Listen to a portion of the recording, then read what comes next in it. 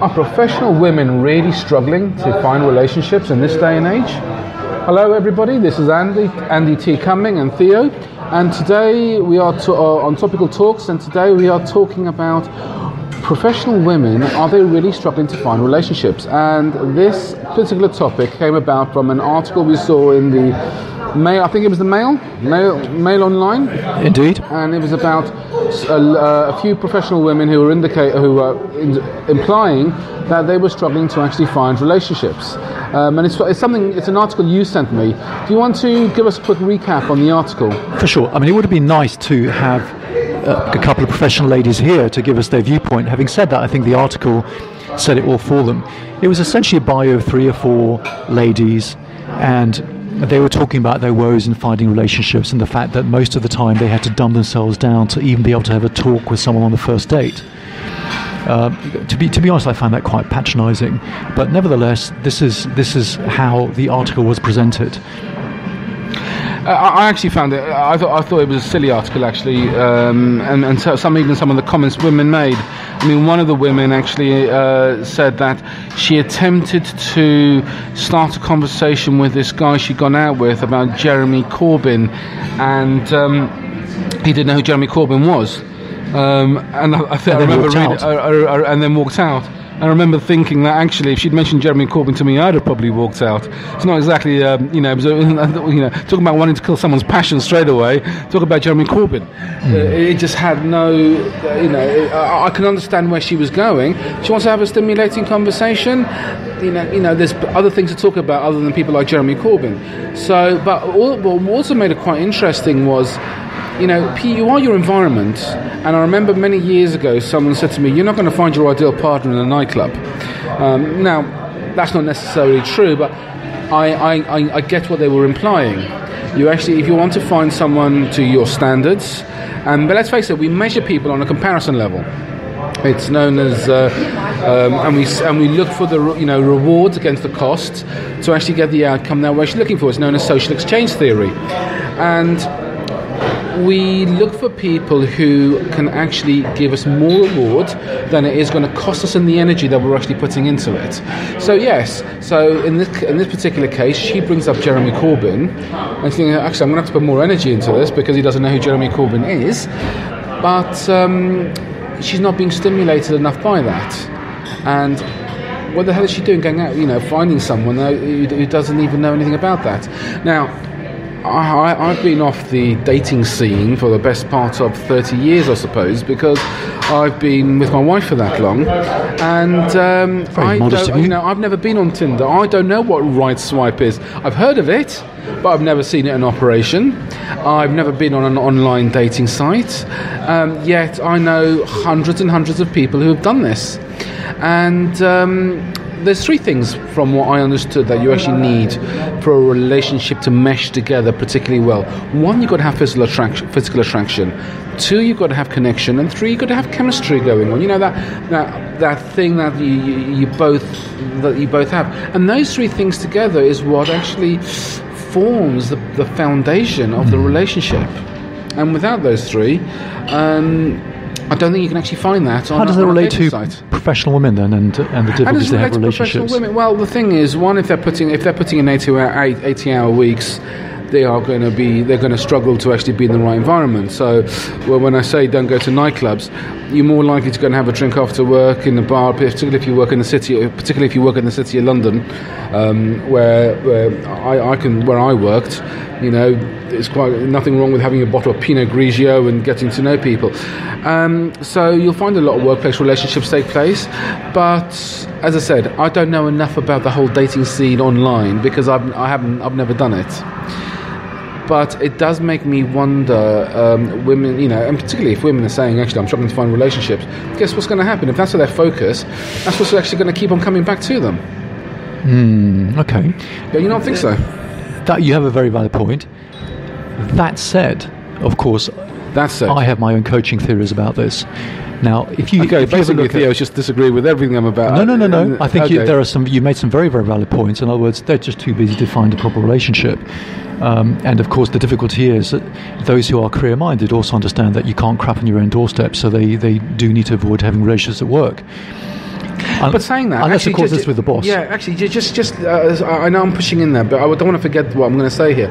You've also got to understand, social media for me is one of these killer of relationships as well, because while you're sitting on your ass, at home on Facebook or watching Netflix, you're not out in a position to actually going to meet a large level of people, and it is in some ways a numbers game.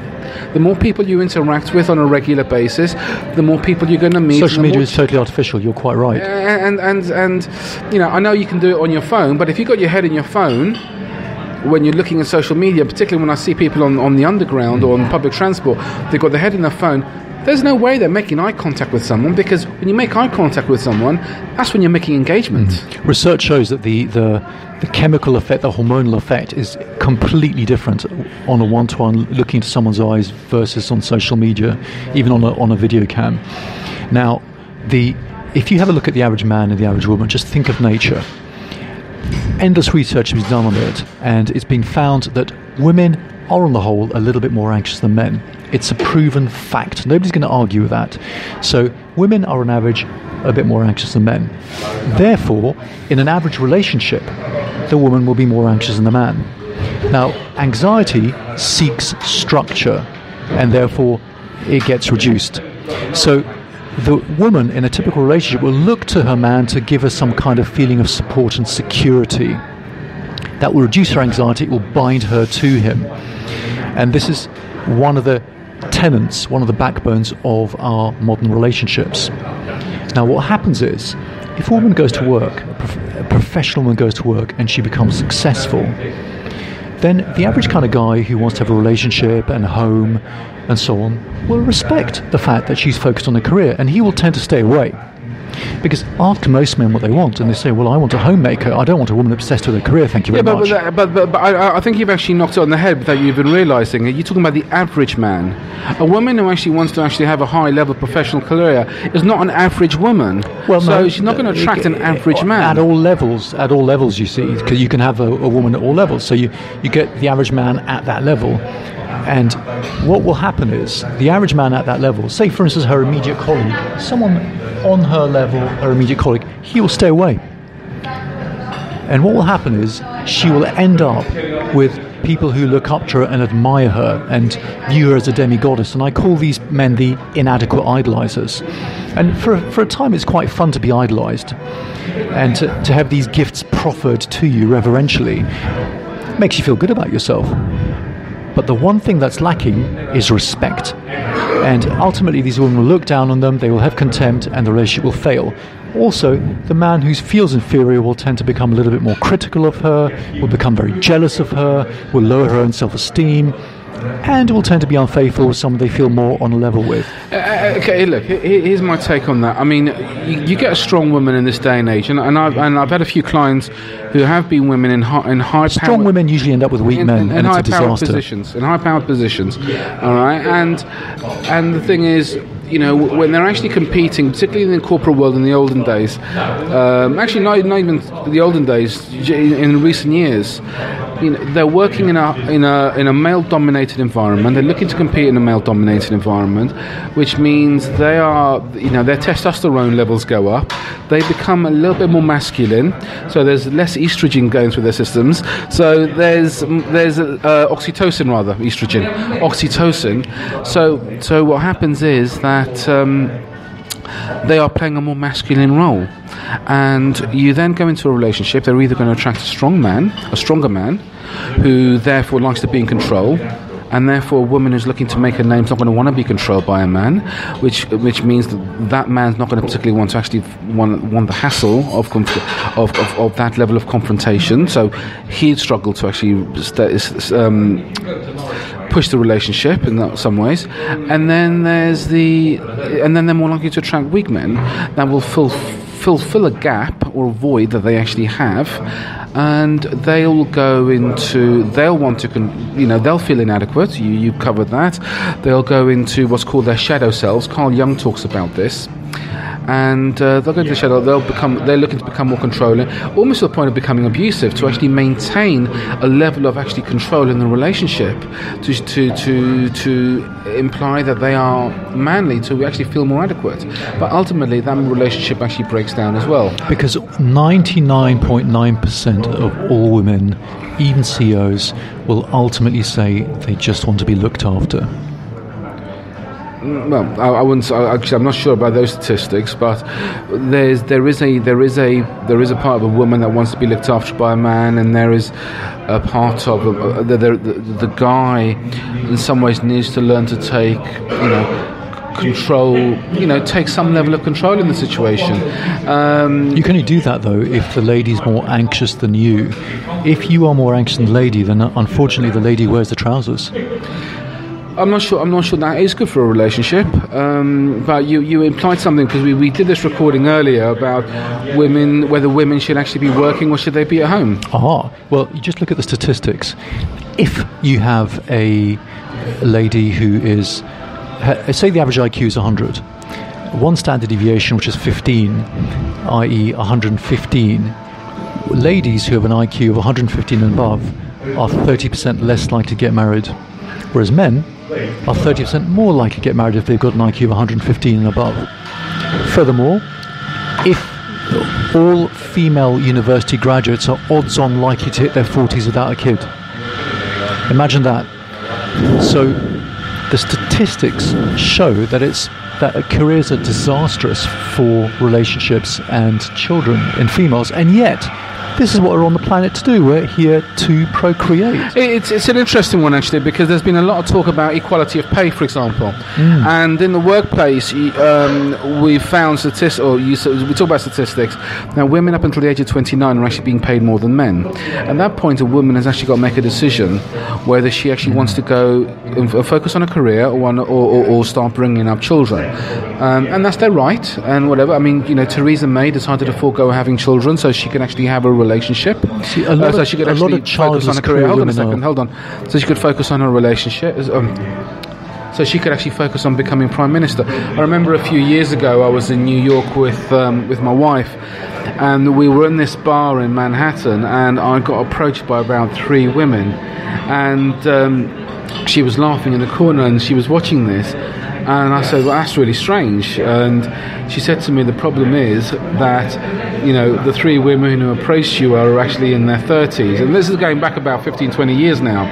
And the women were very, as I said, we were in the very much the professional side of New York, whereas they've reached 30, their biological clock's ticking along, desperate, and now they're looking for a relationship. And it was actually quite interesting, the attention I was actually getting hunters at that age. Hunters, and of course that's catastrophic, because that's the exact opposite of nature. Women should not be hunters. No, but there you go. That's what happened. So in some ways, it is a woman's choice whether she actually wants to focus on a career or she actually wants to focus on raising children. Again, I have very limited experience because we put our daughter into childcare literally within a couple of months of her being born, so both my wife and I could work. And ironically, it only needed one of us. What we were actually paying in childcare was probably one of our salaries at the time, but neither of us were prepared to stay at home because we didn't want to sabotage our careers further. And that's the fault of society. It's not your fault. You did the best you could, but let's examine it again in terms of each sex's abilities. Now, because females are on the whole a bit more anxious and they seek structure, that means they comply with structure, they comply with rules. So at school, they're more diligent with their homework. At work, they're more diligent with their goals. This means that girls are going to do better at school, they're going to get better grades, they're going to go to university. For instance, 70% of medical students are female, predominantly Asian.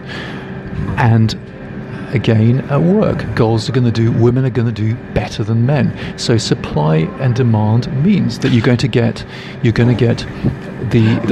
careers. Does that explain though why most innovators are men then? Because they're far less compliant. Yes, absolutely, because they don't stick to the rules. Okay, so that's an interesting thought for another one. So here's the thing: the marketplace is demanding more women because they're quite frankly good at behaving themselves and complying. But of course, that is the fault of society, because society is driving women into work instead of supporting